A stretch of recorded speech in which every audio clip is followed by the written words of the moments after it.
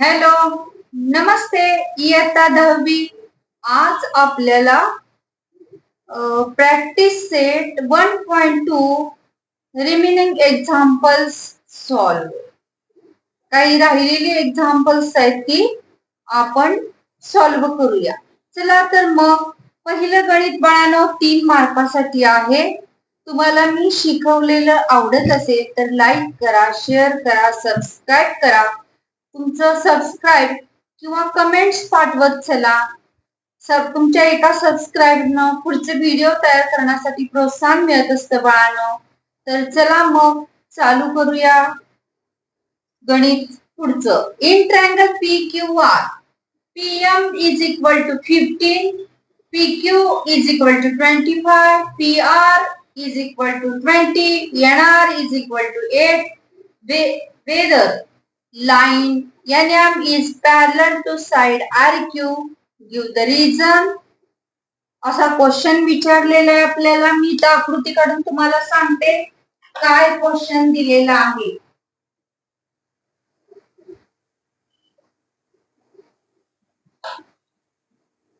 हे पहा, हा ट्रायंगल दिलेला आहे. नाव P Q R अशी दिलेली आहे.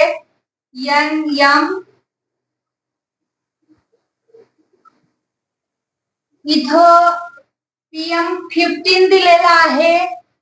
NR 8 दिलेला आहे. पूर्ण ही बाजू कोणती, तर ही पूर्ण बाजू PR बाजू किती दिलेली आहे 20 आणि ही पूर्ण बाजू PQ दिलेली आहे. ही पूर्ण बाजू PQ दिलेली आहे 25. तर बघा काय सांगितलंय. In the figure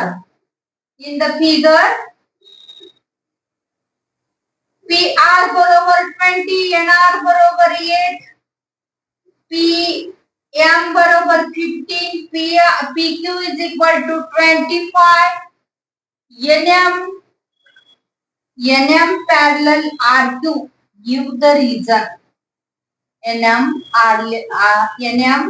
parallel RQ, give the reason. बघा कसं सोडवायचं हे. जर आपल्याला बेसिक प्रॉपर्शनॅलिटी थिअरम नुसार सोडवायचं असेल तर इथं PN ची किंमत असणं गरजेचं आहे. इथं MQ ची किंमत असणं गरजेचं आहे. मग इथं PN ची किंमत कशी काढूया. पूर्ण हा PR कसा बनलेला आहे बघा. हा PR कसा बनलेला आहे. PR बनलेला आहे PN अधिक NR. PN अधिक NR, कारण हे P dash N dash R आहेत म्हणून हे असं लिहू शकतो आपण. एक रेषीय आहेत. मग PR किती दिलेला आहे त्यांनी 20. PN काय करायचंय काढायचंय. NR किती आहे 8. 8 इकडे निघूया. 20 वजा 8 बरोबर PN ची किंमत येईल. मग 20 मधून 8 गेले. 8 आणि 2 10 किती येईल 12. PN बरोबर किती आले आपल्याला 12 आले. त्यानंतर बघा इकडच्या बाजूला पण तसंच PM अधिक MQ मिळून काय बनलाय PQ.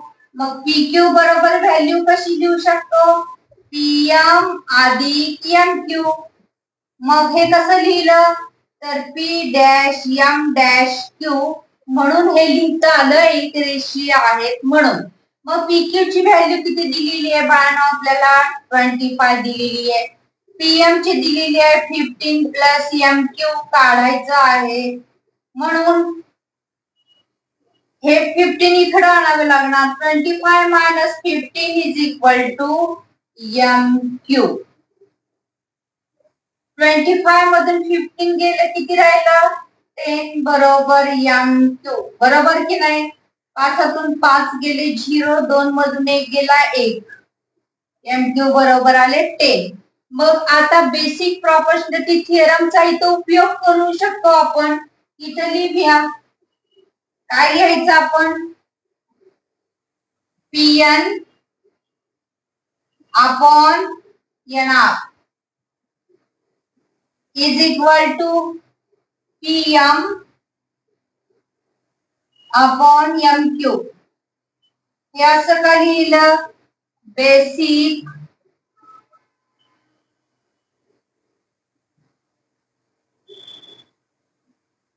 प्रॉपर्शनिटी थिअरम नुसार असं लिहिलेलं आहे. बघा आता बेसिक प्रॉपर्शनिटी थिअरम नुसार असं लिहिलेलं आहे. बघा पीएन ची किंमत किती काढून घेतली आपण? पीएन ची 12. आधी हे इक्वल येते का बघूया आणि नंतर मग बेसिक प्रॉपर्शनिटी थिअरम वापरूया. पीएन बरोबर किती आहे? 12.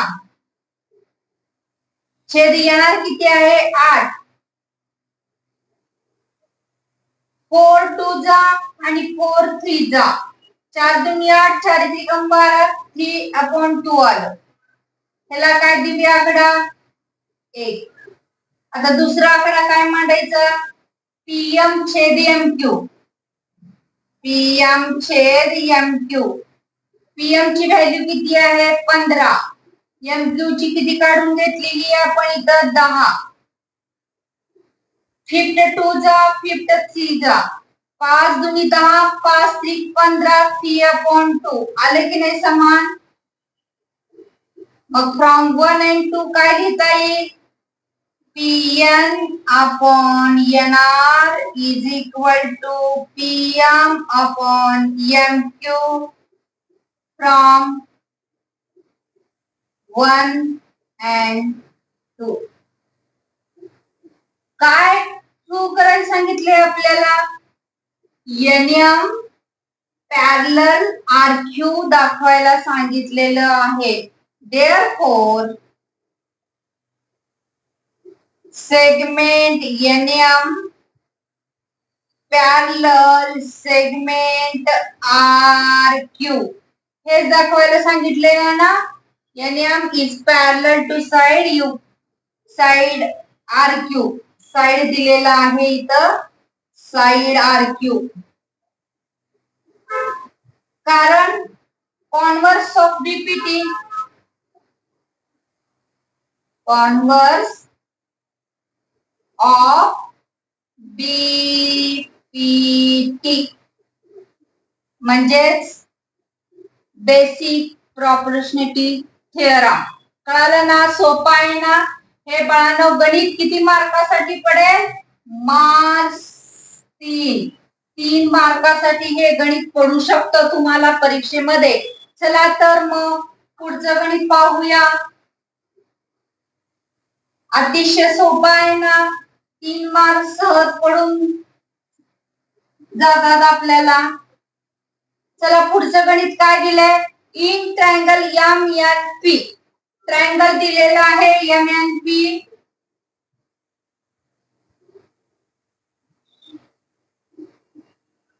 In triangle MNP. In triangle MNP, NQ is bisector of angle N. हा बायसेक्टर आहे ऑफ अँगल N चा. MN is equal to 5 दिलेला आहे.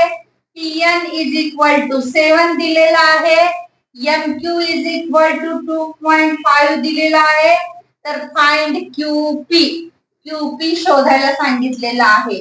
सुरुवातीला त्यांनी दिलेलं आहे इन ट्रायंगल दिलेलंच लिहायचं. इन ट्रायंगल MNP त्यांच्या प्रश्नातच दिलेलं आहे. In triangle MNP NQ is bisector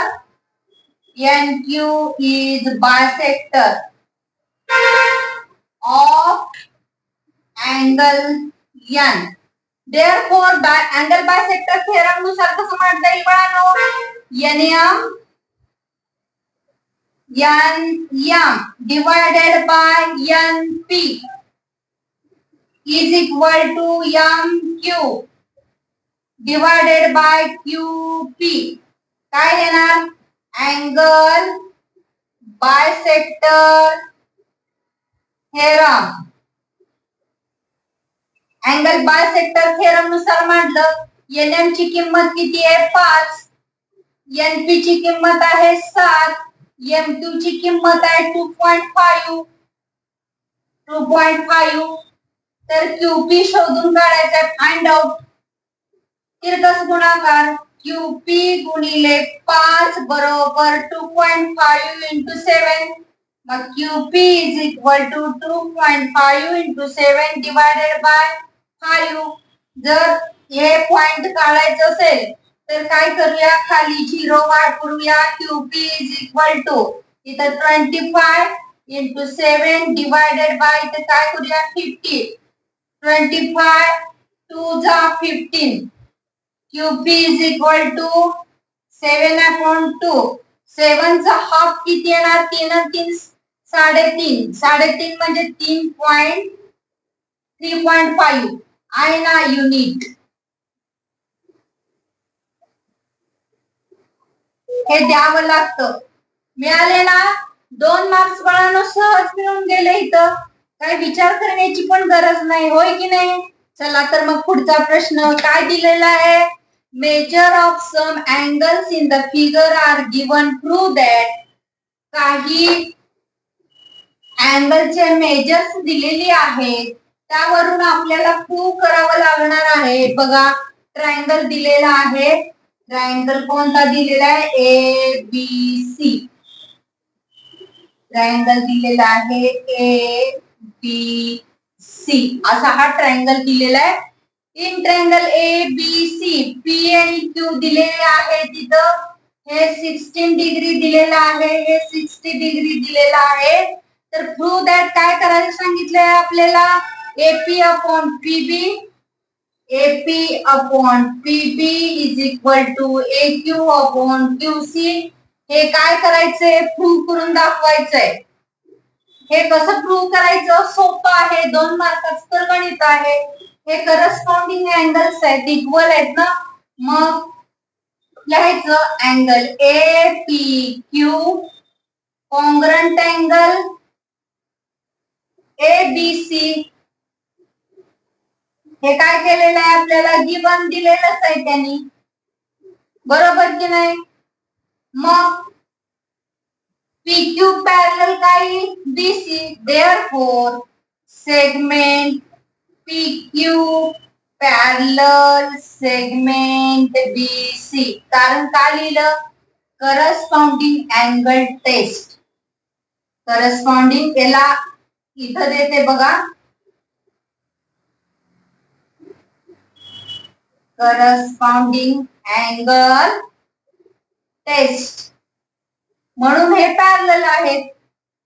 corresponding angle आहेत. संगत कोण आहेत ना, हे दोन करस्पॉन्डिंग अँगल आहेत. Therefore they are parallel to each other, formed the corresponding angle. Therefore basic proportionality theorem नुसार कसं वाढता येईल मग, AP/PB. Therefore AP/PB is equal to AQ/QC. याला सपोर्ट बेसिक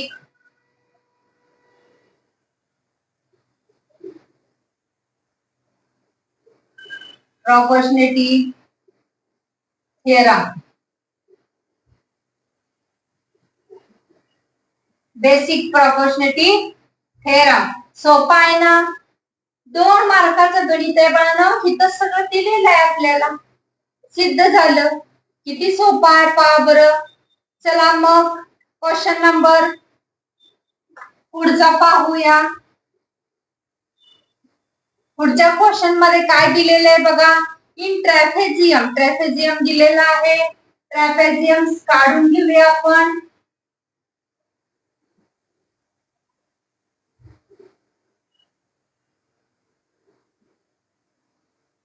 काढला. इन ट्रॅपेझियम नाव काय आहे त्याचं, ABCD.